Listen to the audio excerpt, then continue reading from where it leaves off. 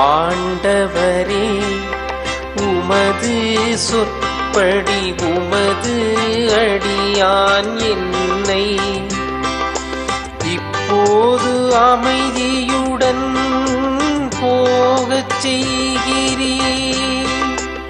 ஏனெனில் மக்கள் அனைவரும் காணுமாறு நீர் ஏற்பாடு செய்துள்ள உமது மீட்பை என் கண்கள் கண்டு கொண்டன. இம்மீட்பே பிற இனத்தாருக்கு வெளிப்பாடு அருளும் மொழி. இதுவேவும் மக்களாகிய இஸ்ராயேலுக்கு பெருமை.